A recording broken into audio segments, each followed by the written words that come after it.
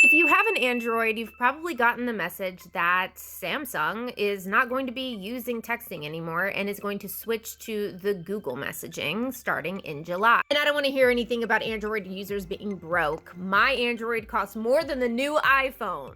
Just say you don't know ball. But you might be wondering, why are they doing this? What could possibly have urged them to change to the Google messaging app on Samsung? Would you be surprised if they were behind it?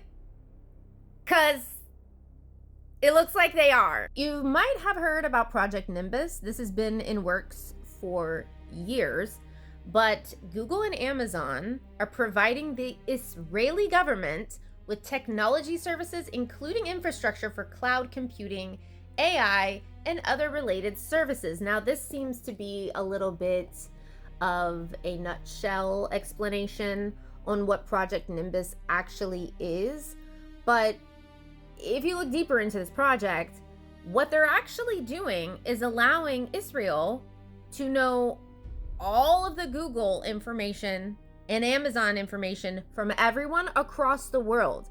It actually goes into violating user rights, and also they're sharing your private information with Israel. But again, let's look deeper into this. This is a $1.2 billion contract. This is not a little small deal here. People are protesting this, but honestly, not enough. The Google workers know what this means more than the average person. That's why these Google workers were revolting over this. This is giving Israel the golden ticket to look at everyone across the world and their personal information and know things about them that they're not supposed to know. Now, how is Israel just overriding the law? I'm going to tell you. There's something called a wink that has been written in the contract with Google and Amazon between the Israeli government. That means that they're going to give them a little wink under the table if any other country tries to get this information, tries to see what kind of war crimes have been happening, text messages between people. Any other country will not be able to do this before Israel. And Israel will be tipped off which country is doing this. This is a way for them to get to the information or hide the information before it gets to the UN and block the UN from getting certain types of information. Now, what kind of information would that be? Anything.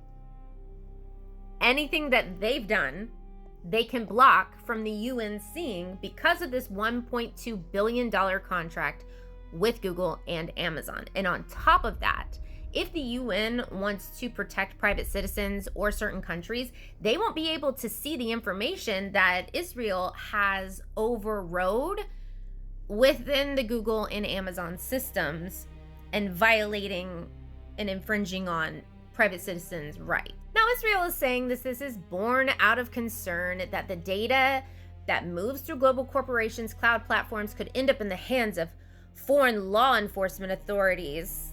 That might be bad for them. Who knows? It just says foreign law enforcement authorities, so they might be good. I mean, Israel has been pretty bad, so is it really so bad if foreign law enforcement authorities get these informations over Israel? I mean, really think about what this is saying. Israel is concerned that data would be moving to foreign law enforcement, meaning that they'll be charged with things. Like other big tech companies, Google and Amazon's cloud businesses routinely comply with requests from police, prosecutors, and security services to hand over customer data to assist in investigations.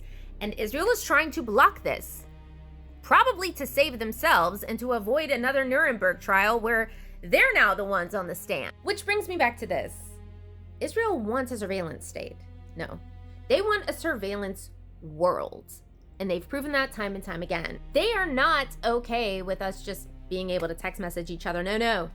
They have to have Google document all of our text messages so that they can look at what anyone in the entire planet is discussing. And AI will help and find those that are talking about Israel and possibly retaliate against them. And if you don't think that is happening, and if you're saying, Sarah, that's anti-Semitic, Jews don't run the world, Israel doesn't run the world, I just want you to see this. We will shine a light on you that, thanks to Google and SEO, will follow you for the rest of your life. When you look for a job, when you look for a spouse, when you look for a nanny, when you look for anything, our work will always be documented, again, thanks to Google and SEO. In corporations where DEI leaders smeared Israel, excused Hamas, we pressured CEOs. Some resigned, many were terminated, but policies were changed, thankfully. Yes, so they are going to find us through looking at our private text message threads on Samsung. And, oh, they have already done a deal with Apple. I mean, like, iPhone users, I mean, you're already been surveilled. This is just Samsung and Google right now, okay? Yeah, we're cooked. We're absolutely cooked. And Israel is violating international rights.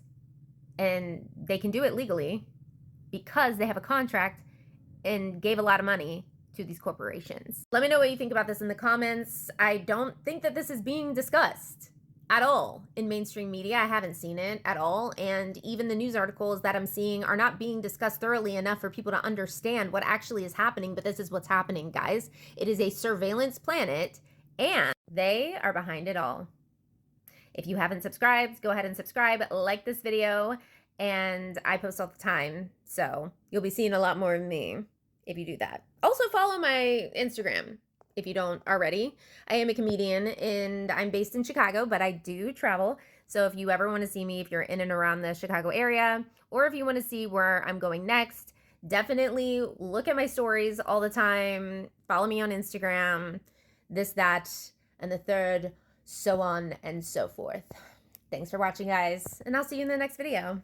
Bye.